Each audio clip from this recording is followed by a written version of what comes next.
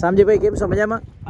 સામજીભાઈ તમે આખી નવી ચોબારીની ટીમે અહીંયા કને જે આ જોરદાર ભવ્ય કામ કર્યું ગાયો માટે થઈને આ નવી ચોબારી ગામે કર્યો એટલે ગામની જ વાત કરો છો એટલે બધાએ તમે જે આ કામ કર્યું ખૂબ જ વંદનીય અને સરાહનીય છે કારણ કે ગાય માતા માટે થઈને ગાય માતાને આપણે પૂજનીય ગણીએ છીએ અને ઘણા બધા જગ્યાએ જે ગોચર હોય છે એ ગોચર ખરેખર ગાય માતાને આપણે તમે બક્ષી દીધો અને આટલી જે બધાએ ટ્રેક્ટરો પોતાના સ્વ ખર્ચે અને સ્વ ઈચ્છાએ જે આવડી બધી મહેનત કરી છે એ બધા વંદનીય છે અને બીજા લોકોને પણ આ પ્રેરણારૂપ છે. કેટલા વાગે તમે અહીંયા ભરત આવ્યા હતા? સવારે 9 વાગ્યાથી અહીંયા કને બધાએ તમે આવીને આવડી જોરદાર મહેનત કરી. ક્યાં ગયા બીજા ભાઈઓ? એ બધાનો પણ એકવાર ફોટો લઈને યાદ થઈ જાય ને. રામજીભાઈ આ તમારો વિડીયો ચાલુ છે ભાઈ. તમે જે આવડી બધી મહેનત કરી જબરજસ્ત આજે ગાયો માટે થઈને ભાઈ આમ જરાક તમારો ચહેરો બતાવો. તમારો ચહેરો આમાં આવી જશે ને એટલે ઝવેરચંદ મેઘાણીની બુકની અંદર સૌરાષ્ટ્રની રસધારમાં કેમ બધા પાત્રો એડ થઈ જાય એમ તમે બધા એડ થઈ જશો એમ બરાબર. તો ખરેખર જે આ કાર્ય કર્યું છે એ ખૂબ જ વંદનીય છે. તમે બધા પોતપોતાના ટ્રેક્ટર લઈ આવ્યા છો ને અને પોતાના સ્વેચ્છાએ પોતાના ડીઝલના ખર્ચે જ્યારે ગાય માતા માટે ખરેખર તમે જે આ કાર્ય કર્યું છે એ કાર્ય વંદનીય છે અને ગાય માતા પણ તમને આનો ખૂબ સારામાં સારો આશીર્વાદ છે. રામજીભાઈ તમારે શું કહેવું છે આમાં? બધા ગામે એનો ભાવથી મહેનત કરી છે. સો ખર્ચે પોતાનો ટ્રેક્ટર અંદાજે 30-35 ટ્રેક્ટર લઈ દાતા જમીન આપી હતી ગૌશાળા માટે. ગામે સાથે મળીને નક્કી કર્યો કે જગ્યા છે એ સાફ થઈ અને ગાયોનો ઉપયોગમાં આવતી થાય. બરાબર. આજે આખા ગામે સાથે મળીને જગ્યા સાફ કરી છે. બરાબર. ભવિષ્યમાં બાઉન્ડ્રી કરી અને ગૌશાળા માટે શેડ અને પિયાવાને બાંધીને ગાયોનો ઉપયોગમાં આવવા માટે પ્રયત્ન કરે છે બધા.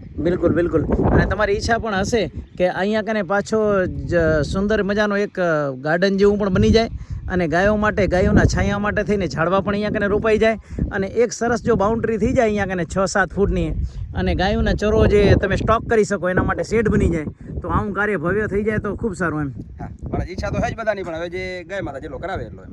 ના ચોક્કસ ગાય માતા એના આશીર્વાદ છે અને થઈ જશે કામ બરાબર. અને એનાથી વિશેષ પણ જ્યારે કુદરતનું એક સાનિધ્ય મળે ને તો પ્રકૃતિ એક કેવી વસ્તુ છે કે તમે જ્યારે પોઝિટિવ કાર્ય કરવા માટે તમે નીકળો ને તો યદ ભાવમ તદ ભવતી બરાબર. તમે કેવા ભાવ રાખો છો ને એ પ્રમાણે પ્રકૃતિ તમને સપોર્ટ આપે અને ગૌ માતાની બહુ કૃપા હશે તો આ કાર્ય પણ સફળતા પૂરું થઈ જશે.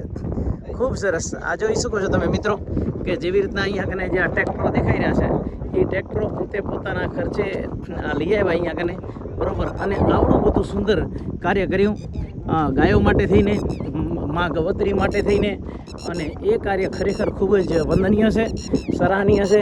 આવું ભવ્યમાં ભવ્ય કાર્ય બધા ગામોમાં થાય અને ખરેખર ગાયો જો સચવાશે ને તો આ પ્રકૃતિ સચવાશે બરાબર ને. એટલે ગાયોને સાચવવા માટે થઈ અને આ કાર્ય કરવું ખૂબ જ જરૂરી હતું અને જે લોકો આર્થિક રીતે પણ મજબૂત છે અને જે લોકો ખરેખર ગાયો માટે સેવા કરવા માંગે છે તો એ લોકોએ પણ આવી રીતના જે ગાયો માટે આ આવડી તનતોડ મહેનત કરી રહ્યા છે એને ખરેખર સપોર્ટ આપવો જોઈએ અને ખૂબ એના માટે થઈ અને મહેનત કરવી જોઈએ.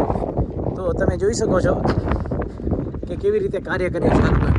રસ્તાનું પણ એટલું જ કાર્ય કર્યું છે બરાબર કે રસ્તો ઉબડખાબડ હતો તો ટ્રેક્ટરોથી એ લોકોએ રસ્તો પણ વ્યવસ્થિત કર્યો છે. આવી રીતે આ સબજીભાઈ ને બધા નવી ચોબારીના ટોટલ ગ્રામજનો બધા જ વ્યવસ્થિત બરોબર.